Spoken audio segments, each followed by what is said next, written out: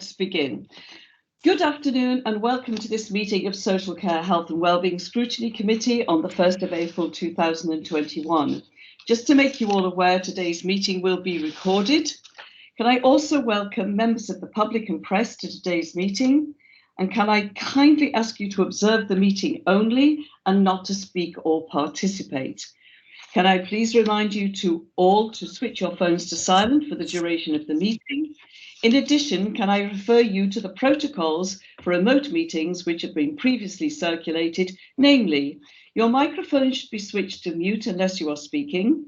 Should you wish to ask a question or make a comment, can you please indicate either via the chat function or by raising your electronic hand via Team. I will assume that you have all read the paperwork before us today prior to the meeting. Please only use the chat function to indicate if you wish to speak as an alternative to the electronic hand function or to raise any technical issues. And when asking a question, can you please indicate which page number you are referring to? The first item on the agenda is to do a roll call. I am Councillor Lynette Purcell, the Chair, and I am present. I will now call on Charlotte, the Democratic Services Officer, to take the roll call. Thanks, Chair. So I've marked you down as present. So if I go to Councillor Goldsworthy. Present, thank you, Charlotte. Councillor Arthur Davis. Present, Councillor Charlotte, thank you very much. Thank you. Councillor Oliver Davis. Present, thank you, Charlotte. Councillor John Miller. Present, Charlotte. Councillor Suzanne Patterson. Present. Councillor Sonia Reynolds. Present. Councillor Dave Whitelock. Present, thank you, Charlotte. Alwyn Wilcock. Present, Chair. Carolyn Edwards. Present. And I've had apologies from Councillor Wyndham Griffiths. Councillor Helen Kerry-Clark. Present. Councillor Nicola Davis. Present. And then if I move to Cabinet members, Councillor Lockyer. Present, Charlotte. Councillor Peter Richards. Present, Charlotte. And then moving to officers, Andrew Jarrett. Yeah, I'm present, Charlotte. Angela Thomas. Present. Kerry Warren. Present. John Hodges. Present, thank you, Charlotte. Leigh Howard. Present, thank you. Robert Davis. Yeah, present. Lisa Morris.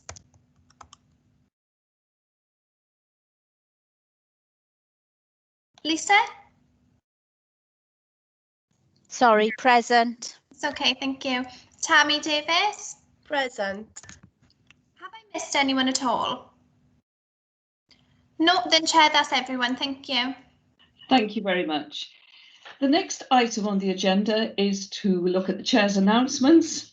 We've decided to scrutinise the following items. Obviously, we're scrutinising agenda item 9 from the scrutiny papers in private. But from the Cabinet papers, we're going to look at agenda items 6 and 7 in public. And in the private domain, we're looking at items 11 and items 15. That's just particularly for officers' information. Okay, let's carry on. So we now get to declarations of interest. Is there anybody who needs to declare any matters of interest to be recorded, for officers to record? Anybody?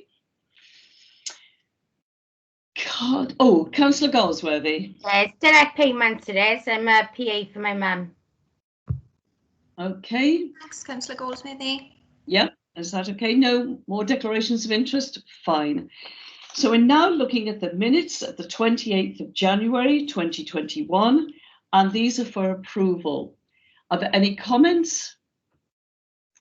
If not, can I have a proposer that these minutes are accepted as a true record? I propose, Chair. Thank you. I second. Brilliant, excellent. So now we come on to the items from the Cabinet papers that we decided to scrutinise, and we look first of all at agenda item 6. I'll just give you all 2 minutes, including myself, to get onto the right papers. and then we can take it away. Right, let's just go for agenda item 6.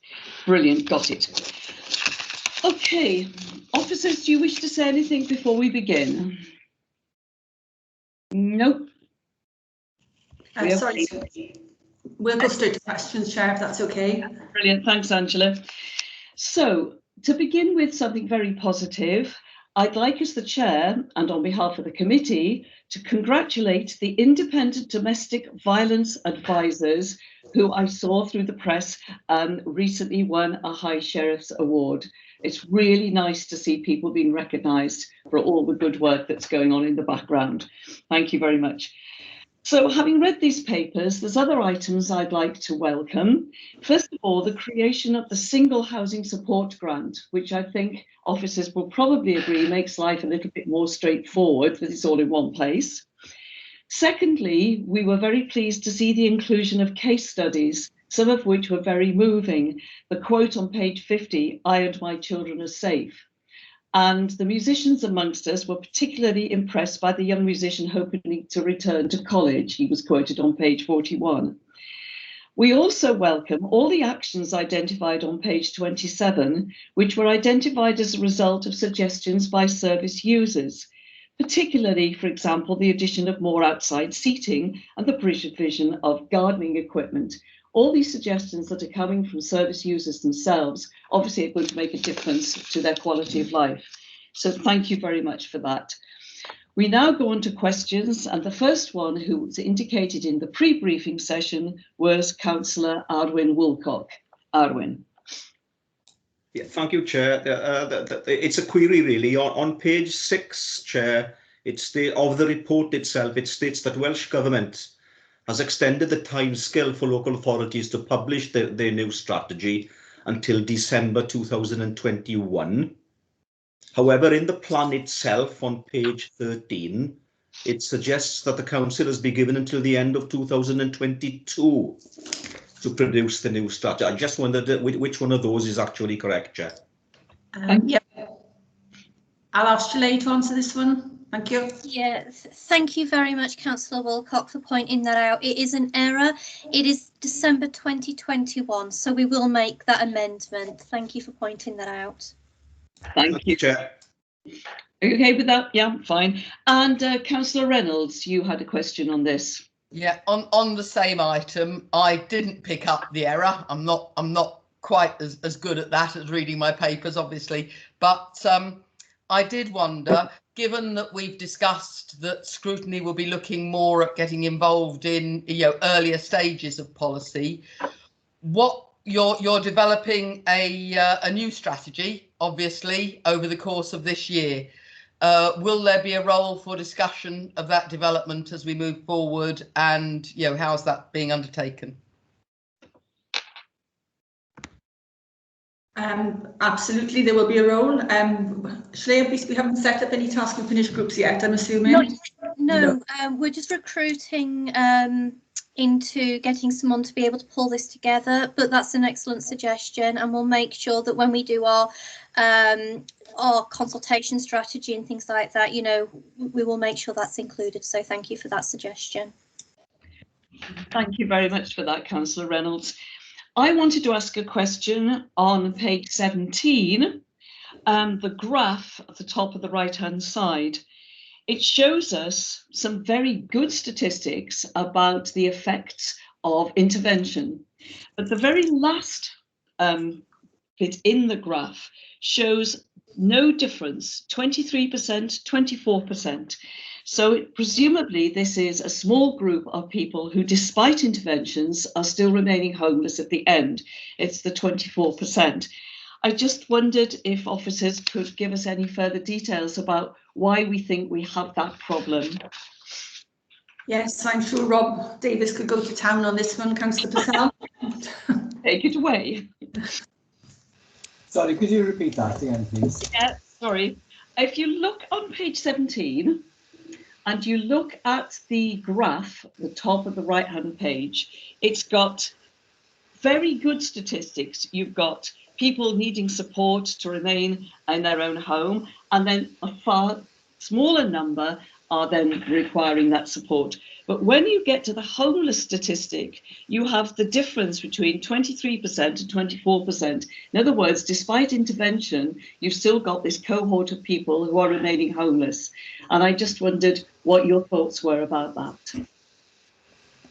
Yeah, okay. I haven't got that in front of me. I can't get the pack at the minute. But yeah, the homeless still remains a high problem. Obviously, with the COVID now, a lot of this is reported in our report further in the agenda as well. But the presentations remain extremely high. The Welsh Government have moved the priority need, which means we get even more presentations now. So the demand, the need is going higher and higher and higher all the time. Regardless of what the intervention that's going on. There's still a lot of good work going on. There's still a lot of people being moved on. There's still a lot of people being prevented from becoming homelessness. But the demand is ever increasing. And partly the reason is the Welsh Government have removed the priority need, so that it now allows a lot more people basically through the door that would not ordinarily come to us originally. So we're getting a lot more people now through the door, so the figures of homelessness remains high. Right, thank you for that. Does anybody else want to ask anything about that? Oh, right, I can see Andrew's indicating. Yeah, thanks, Chair. And sorry if I'm not fully on form today. I had my vaccination yesterday, and it seems to have knocked me around a bit. So apologies for that. I think what this tells me is what we've been discussing over the years within this committee, which is once people cross the Rubicon into being homeless, then it's really difficult to affect change. And so our strategy needs to rely on prevention of homelessness. Yeah. And that's what that table tells me. You know, once we get people who are homeless, it's really difficult then to move that on, as shown by those figures. And actually, our concentration needs to be on preventing that homelessness in the first place. Thank you. That's a good point. Angela, did you want to come in? Very briefly, just to echo what the director's just said, actually, we've always had a cohort of roughly 60 people that are homeless. That has doubled since COVID, but prior to COVID, there'd be 60. And you're right, once those 60 are in, you know, we've got to intervene much earlier. Once they're homeless, they usually are with us. Even though we move people on, it's always roughly that figure that we're dealing with at any time. Thank you for that. Councillor Goldsworthy. Hiya. Well done. This is excellent paper, I think, and the stats are really good. I actually missed them, Rob, how I did that when I spoke to you earlier. But again, it's if you look at all the traits here, which is the managing accommodation, managing money, relationships, and that these all come a lot down to the neurodiverse sort of conditions as well in, you know, with homelessness and that. And the other part is it's interesting seeing there's 25%, and obviously it's got its own category now. But the biggest issue I think we've got of those existing out there, because I totally agree with the prevention, but we've got to know the reasons how to prevent as well. And I would just be really keen to see, because we all know that the majority of people out there with a neurodiverse condition basically are not diagnosed. So most of them don't even know what one is, even if they've got it or not. So again, lots of these traits is in that area. So when obviously a lot of the support workers are with them and that, is there any type of like report that sort of could look for, you know, put into a report to try and identify some of the traits maybe, or something to narrow it more down into the detail of things? Do you know what I mean? Thank you. Angela, did you want to come back on that? Just briefly, I think what you're talking about there is the whole early intervention prevention agenda, which is high up on our list at the moment. And yes, we will get into far more detail in the communities as we move forward. So yes, is the answer. Thanks, Angela. Thank you very much. Right, a question from me now. On page 19 and then 21, 19 says there is no central referral point for mental health, and likewise no central referral point for domestic abuse. I was just wondering, is that still the situation, and does this lack of central referral point impact on the support workers' ability to do their job? I will introduce to the committee Lisa Morris, who has just been appointed as the Principal Officer for Community Mental Health and Complex Day Services. She's here as observer today, but as we've just had a supervision session, she can answer that question on the central point. Throw you in the deep end, Lisa. No pressure then, Lisa. Welcome. Do you want to comment on that? Yes, hi. Yes, thank you. There's a single point of access that is the point of referral into mental health services within Neath Talbot. It's a developing kind of service, so that would be where people are referred into. I think it's an area that we can pick up with this committee probably at a future date, where we do understand from what we're seeing in mental health services, there are some places where people can fall through the net. So you know about the remodelling that we're talking about in going into the 3 community hubs, so that we will pick people up and we won't lose them. But there are issues that we know where people can get referred to some community mental health teams. The criteria is very strict. If you don't meet that criteria, they're not always moved on to another service. So it's an area that Lisa is working on now, that we have picked up across the service, and it's something we need to strengthen moving forward. So it is on our agenda. Thank you very much for that, and I'm really pleased to hear that Lisa's going to be focusing on that. I had Councillor Goldsworthy indicating which she's gone away again. Was it a legacy hand? No, I'll pick it up. I'll pick it up with Lisa after the meeting. Right, okay, smashing. The other mention of a central referral point was there's no central referral point for domestic abuse. And for the same reasons that you've outlined about mental health, I would be concerned that if there are several different ways in which people are being referred, that people might slip through the net. So is that something that Lisa is looking at as well? I think probably Kerry's best. We have a single point of access for social services, both with the front door. Kerry's put her hand up, so Kerry can take this one. Thank you, Kerry. Good afternoon. I was having trouble then with my mute button, which is something that's typical, I think, in the way that we work. Good afternoon. Yes, I mean, we've got a very well established team that sits within the front door. It covers the whole directorate across children's and adult social care. Domestic violence referrals, which in the main are police reports, come directly into that single point of contact. We have developed a great deal of experience within the front door. It's a multi-agency sort of arrangement, which includes the police. So we have a dedicated police officer in there. So the response is immediate. The demand is high. During COVID times, the referral rate for domestic violence referrals has increased and continues to increase. And I don't think we've reached the peak yet. That's something that is being seen across the whole country. But we have an immediate response, and we have experienced staff that respond to those referrals and have direct access to support services across partner agencies. We also we are represented in MARAC, and that's your multi-agency meeting that responds to and considers the most serious domestic violence referrals across children's and adult social care. So it's a well-established, robust arrangement.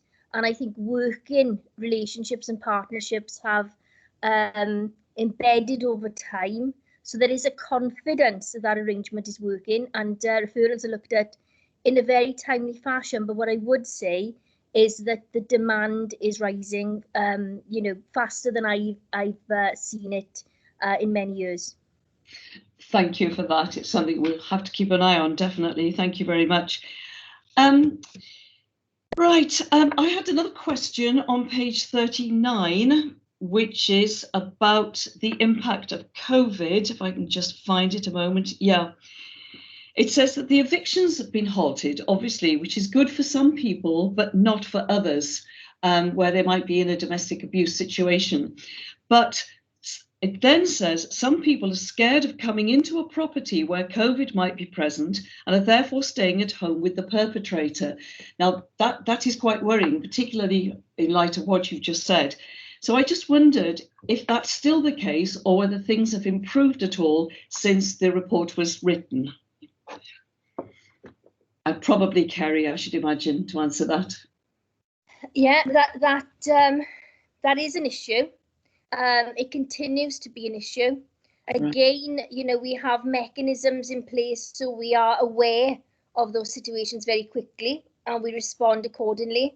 But interestingly, we've been involved in a couple of difficult conversations today, you know, in relation to in relation to sort of perpetrators being at home. That is something that has happened. But it was recognised and it was picked up quite quickly during the pandemic. So it's something that we are working with, we are responding to, but it remains an issue. Right, thank you very much. Again, just keep us informed about that, because it's, again, a little worrying. Thank you. Councillor Reynolds, you had a point to make about the consultation. Yes, I wanted to ask whether we're going to, and I know it's not directly relevant to this committee, but as this consultation is going out, it says you can get to this consultation on our website by clicking the, you know, there, if you go to the front page, there is no easy way. I can't find it. If I can't find it, so, you know, it is still a problem how we engage. So basically, because you broke up a little bit there, you're basically saying this is not a simple response. It's not possible because it's of the technology. Yeah, you can't do it. I'm Chair, that the website is not conducive to allow easy access at the present time to make their voice. You can report things, you can request things. That's easy, front page. But there's nothing you look through, and you've actually almost got to type in consultations. Sometimes I've actually had to ask for the direct links to be able to get to the consultations. It's not a good way to work, and it means we're not enabling the public. That's a very important issue. So can we ask that officers take those comments on board? Yeah, we'll take that back. This is meant to make things difficult for people. So if people are struggling, we'll have to take that back and see how we can change that. Thank you very much. That's the link in the blue you're talking about on the front page, is it? Yeah. Yeah, okay, we'll take that back. Thank you. Thank you very much for trying to do that research as well for us, Councillor Reynolds, however frustrating it might have been. I've seen Councillor Paddison indicating. Oh, yes, thank you, Chair. I'm fed up of mentioning this, the consultations and the links. I've mentioned it in Cabinet Scrut, in this committee and others. It just seems like it may be one of the very first job our new digital inclusion officer, Chris Owen, lands on his desk when he's ensconced. But you know, we've got to sort this. We've just really got to get to grips with this, not just for this committee, but for across the council. Yeah, thank you very much for that, Suzanne. You're quite right. Right, if there's no other questions, this agenda item 6 is just for noting. So are we happy to note the contents of the report? Yeah, everybody happy? No comments on that? Excellent. So we're now moving to agenda item 7, which is the Quality Assurance Framework. Any officers wishing to say anything before we begin? No, quite happy to move to questions. Excellent. So the items I'd like to welcome as far as this report is concerned is the assessment tool seems to be very thorough. I would be perhaps concerned that it was a tick box exercise, except that there are the comment boxes, which I should imagine would be very useful if people want to actually make some positive contribution in response to some of these questions. On page 89, I was very pleased to read that again we're including an easy read. And we had some discussion about this in pre-briefing as to what makes an easy read an easy read. It is something I feel passionate about because we want this consultation to be successful. Therefore, we have to make sure that people we're consulting actually understand what we're saying. I have just picked out one example. On page 92, it says, in the easy read, focus group meetings will be arranged during the consultation. It will be an opportunity to inform the final plan, ask questions and give your views. Now, everybody here, officers and committee members themselves, know what informing the final plan means. But I doubt that anybody outside this field, either as lay people or as professional officers, would understand what informing a plan means. So in some ways, it sounds as though I'm being pedantic, but I believe passionately we have got to communicate. So what I've done is I've just taken that one paragraph and I've written it as follows. It could read the following. We will meet with you. You can tell us what you think and ask questions. Because that's what we're saying. Councillor Goldsworthy did suggest that I went through the entire easy read and rewrote it, but my professional fees won't quite stretch to that. Seriously, perhaps at some point, if the electorate decide they're fed up with me. Can I just remember there? Councillor Goldsworthy, don't interrupt, please, please, please, please, just one voice at a time. Seriously, yeah, I know that officers, as Councillor Goldsworthy is probably about to say, are not trained in this particular field, but if we really want to communicate, we have to communicate in language that is understood. So, Councillor Goldsworthy, take it away now. Yes, you said exactly what I wanted. I thought it was important that you actually give the full story, because as it is, it's your background, it's been your career, and it's not obviously our staff career to translate into basic skills either. So again, and it's what age group do we obviously sort of need to go down to? Yeah, I mean, the fact remains that the point I've raised is, in my opinion, a valid point. If we're consulting, we have to consult. If we're consulting in a way that people don't understand the language, then we're not consulting effectively. But I also take on board, you said, your point that the officers are not trained to do this. So perhaps that is something we need to look at, upskilling the officers to understand how to communicate at a basic level with the people that they're consulting with. Right, Andrew, you've indicated. Thank you. Just in support of that point, Councillor Purcell, which is, you know, I think probably we haven't, we started doing these easy reads at the specific request of this committee. Absolutely right that we should do that. I don't think we've ever formally trained any of our staff for this. And if that is the case, then I'll look at that again. And we'll make sure that we get some training across the directorate for those staff who will come into contact and have to write easy reads such as this. Probably not going to be as good as yourself, because you've been doing this for a long period of time. But I think we can do better than we're doing at the moment for the reasons you said. One thing I will offer, as I say, perhaps a little flippantly, we were thinking, well, perhaps I ought to completely rewrite the easy reads, but I would be more than happy to sit in on any training that you want to undertake about writing easy read, because yeah, it is a skill that I practiced for many years, but it can be done, and I'm sure officers would like to be doing it in an effective way, because otherwise, what is the point? And we don't want them to be wasting their precious time. Angela, you're indicating.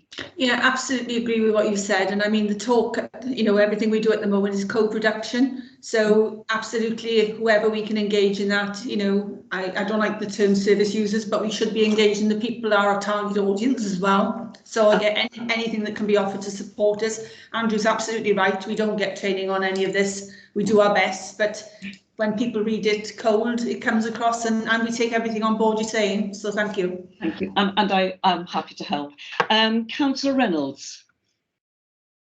I was just going to say, Angela's just given you your opening, Chair. May I suggest in your role as Chair, it would be something you might want to help out on and give some training on. I'd be happy to do that. I don't know what I'm letting myself in for, but yeah, I would be happy to help with that. Right, brilliant. Okay, let's move away from that thorny subject. Page 56 on the IIA says, should any negative impacts come to light, these will be addressed and brought to members' attention. Now, I just want to make sure that that isn't an off-the-cuff remark. So if negative impacts were identified during the IIA, how would they be brought to members' attention and when? Anybody? Trying to find it. Sorry, page number, hang on. Yeah, page 56 in the IIA. Fine for you. I've got it. Got it? Yeah, it's the 1, 2, 3, 4th paragraph down. Should any negative impact? I can see it. Yes. Sorry, I haven't written this part. Well, I'm assuming if we get any negative, this would come back to this committee before we move anything forward anyway. So anything coming out of these consultations, we go out for consultation and we always come back to you with the final version. So if there is anything negative, it would be reported then. So yeah, this is standard. We're just asking permission here. We'll go out to consult, we'll come back. Yeah, I think it's important that we had that reassurance. Thank you very much. Right, page 64. Yeah, this was the list of how the service is going to be monitored, and it's a very comprehensive list, which is excellent. But I didn't see, it's in item 4, it says complaints or other information received. I just wanted to check, would that include whistleblowing from staff? Because that's not identified, and I just wanted to check that that would be included. I can see Hele nodding vigorously. Yes? Yep. Yeah, that should also include compliments, I would suggest as well. Yeah, yeah. That's a good point.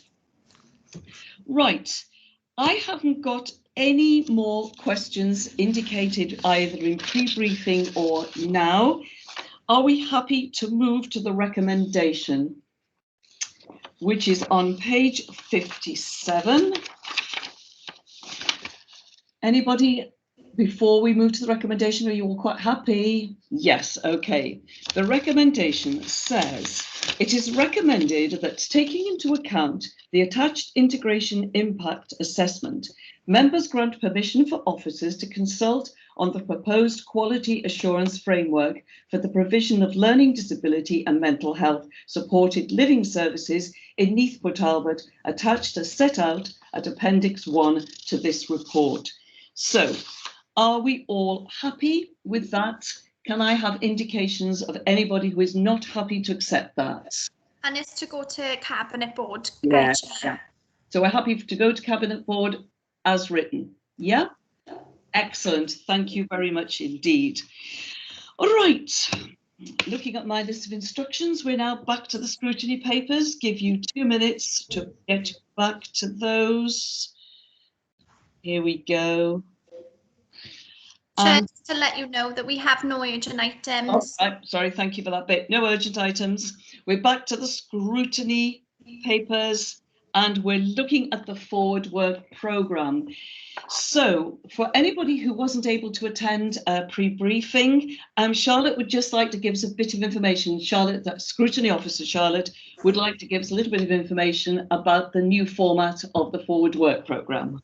Yeah, so it's just for members and officers to note that the forward work programme in the agenda pack today is slightly different to previous. So what we've done now is we've included all the scrutiny committees within one forward work programme, and that'll be on all the agendas moving forward and on the website, so it's just easy access. This will just allow you as members to basically have an overall insight of everything that's happening in all committees.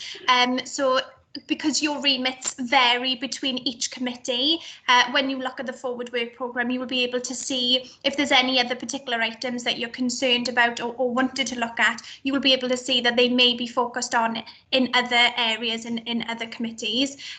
Also for you to be aware as well is we're going to have the Cabinet Board forward work programme. There's going to be an indication on the agenda to focus members to look at that moving forward. And that'll just allow you really to look at what's being brought to Cabinet Board in future months, and if there's anything that you wanted to put onto your forward work programme, then you'll be able to do that as well. So it's just an overall insight really in what's happening everywhere. Thank you. I think that's a very good move forward, because there are issues that we've raised which we've then been told, oh, well, education are dealing with that or whatever. So that's very, very useful. Also, in pre-briefing, somebody asked whether we were going to discuss populating the forward work programme, but we're going to have a separate meeting for that so that we can discuss this in depth. Thank you. Angela, I can see you indicating. Only that I can't find the paper in front of me, but I've read I've got it now, the scrutiny programme. I just wanted clarity about what members are actually asking for me. Impact of discharges from hospitals on the availability of care packages, an update on delayed transfers of care. That is very, very broad, wide. I just want people to be specific what I'm being asked to report on. Can I go back to the scrutiny officer? Is this the sort of thing that we would drill down in detail when we had our forward work programme meeting? Yeah, so if I bring you back, so basically this was something that was requested in the forward work programme session that would have been just before Christmas. I'm not sure whether it was something that maybe Councillor Clark had put forward. I can't remember at the top of my head. But it was a suggestion really from committee, and we've put it on the 13th of May meeting for officers to bring a report on, and I think Angela's just asking for clarity really on what specifically they're looking at, but it was in relation to the impact from COVID on the discharge from hospital and the availability of care packages following that. Do you remember that discussion that we had? Yeah. So, somebody's indicating. Oh, good, Charlotte. Councillor Goldsworthy. Yeah, I can remember that, and I think it was the more or less like an analysis, Angela, in when obviously they've come out, as it obviously increased the care, obviously for us as a local authority, as in additional sort of calls, etc., of domiciliary. And I think there was also a conversation about unsafe discharges during the time as well this time. Okay. You know, there's more than one way of discharging somebody from a hospital bed. So people can go into residential care home, they can go into extended care. It's not just, if you're asking me specifically about the issues in the domiciliary care market, that's one specific bit. And I could tell you now there are no issues, but you know, if that's exactly what as long as I know exactly what I'm reporting on, I don't want to come back and then there'll be more questions than answers. Chair, is there really a need for it then, if there is no issues? Sorry? Could you Chair, Councillor Clark has her hand up as well, and I don't know whether it was a suggestion. It's not her hand. I can see her hand going up in the video. That's all. Right. We, particularly for the officer's sake, we need to be very clear about this so that she's not writing a huge report, which is not what we're asking. So far, and I can see Councillor Clark and Councillor Reynolds both indicating, so far as I can gather, it's the impact of discharges from hospital on the availability and the provision of care packages in the community. Can we nod if that's what we think we're talking about? Yes, okay. Now we'll see what Councillor Kerry Clark and Councillor Reynolds want to ask or contribute to this discussion. Councillor Kerry Clark. Yeah, I mean, I do want to know about what you've just said, Lynette, but I'm quite interested in as well in reablement and the ability of the council to deliver reablement packages, and whether there has been any breakdown between the health board in passing on details of people being discharged. Did that make sense, Angela? Did you understand what Councillor Clark was asking? Yeah, I suppose I'm struggling with the fact that all of this is absolutely interlinked. So this is a paper that could take up the whole of the committee. So yeah. I could, you know, I'll work my way through and try and I'll take as many things and try and put it into one.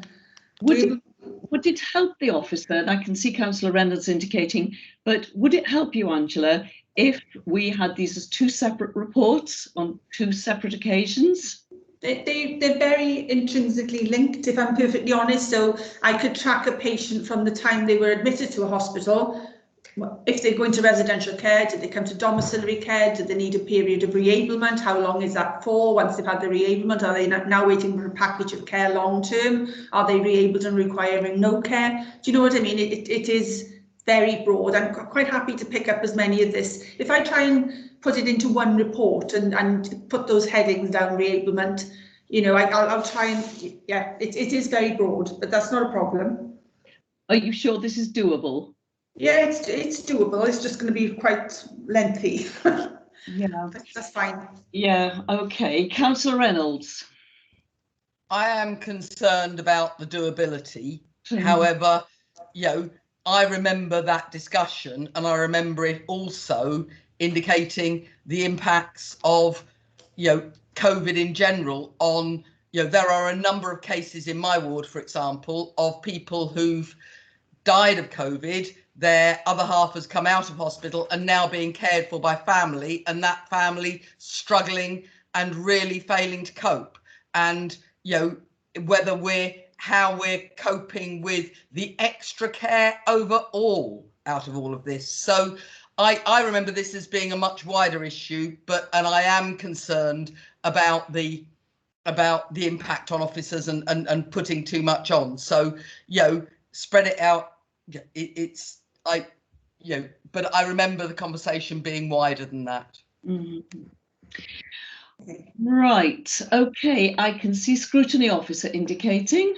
Yeah, Chair, the only thing I was going to suggest was, as we're starting a new year, we will be getting a forward work programme session shortly. So I was thinking, rather than asking officers to do it at the next meeting, maybe we could take that item back to the forward work programme session and drill a bit deeper into what members specifically went, rather than having an overarching report and, you know, on a wider scale. Maybe we could drill into it a bit deeper and give officers an indication of specifically the information that you require. Does that help at all?